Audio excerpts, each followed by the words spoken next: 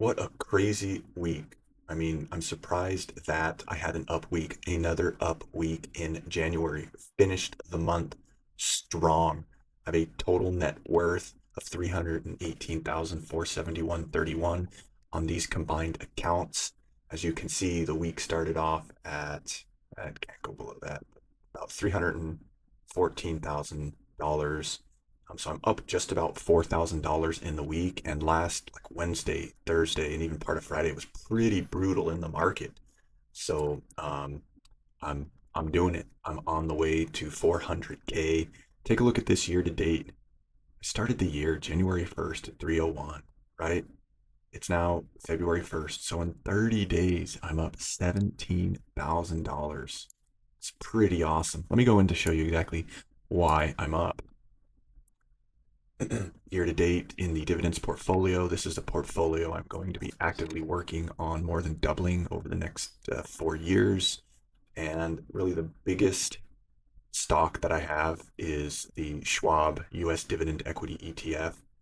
That is up almost 9% for the year, which is incredible. It's just having a massive run. And this stock was pretty much consolidating all of last year, but I was buying it just over and over and over and over and over again. I mean, look at my position.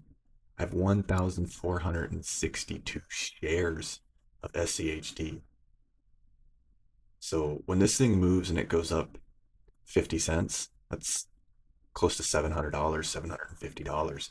This stock is going to move. So this has been my biggest driver in this dividends portfolio on the year. And on the year, it's up 4.68%. Let me go into the IRA dividends portfolio really quickly. That is actually doing well as well, 4.36%. And guess why? Looky here. I also own SCHG there. There I have just a little over 1,000 shares as well, $1,182. So as long as the stock keeps moving in the right direction, some actual growth, these portfolios are going to do very well. And keep in mind that they're going to pay their dividends at the end of the quarter. So we have it's now February, the end of March, and it's typically a pretty good dividend I'm going to receive with all of these shares. So at the end of March or in April sometime, I'll show you what that looks like. But in the meantime, let's go into the margin. I did use another, let's see, $4,000 in margin. I was trying to buy some of the dips that the past week or so had, but it seemed like when I bought within a day or two, um, after it shot back up, it would just come back down and actually go even further. And that's why you'll see I borrowed there.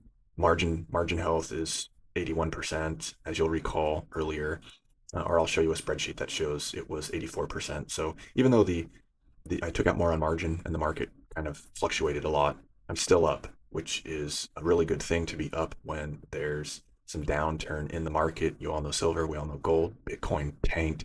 I mean, everything just kind of blew up. And who really knows what the next, what February holds in store for us. But I do want to show you this quick little chart here. This is basically the month end, right? So I started January 1st at 165,000 in that account. It's now up to 180,000. So I'm backing out my margin amount. And so I had a $15,000 increase in between these two dates. And it might be off $1,000 or two just because of like a weekend, Saturday, Sunday type of holiday thing. But nonetheless, what I like about this is it does show um, the increase and the amount needed to hit goal, $219,000. So I'm at 45% of the 400K goal. And here's where I wanted to show you the margin health being 84%. Now it is 81%. I think I keep track. Yep, I do this. This is a weekly as well. I do like to focus on this. What's really interesting is by doing this, you get to see the history of your account, how it's growing, right? And the only way you're going to improve something is by tracking it.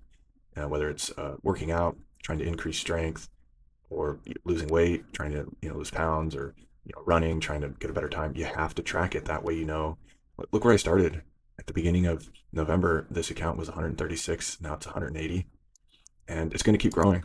I mean, yeah, the market's going to go down. Maybe it's going to go down for years. I'm going to keep investing. I'm going to keep tracking because ultimately, over the past 100 years, it's going to average 8 or 9%. So it's going to go down into its funk, and then it's going to pop back up, and you're gonna be very glad that you continued to buy when things were on sale, when things were cheap, when the market was down.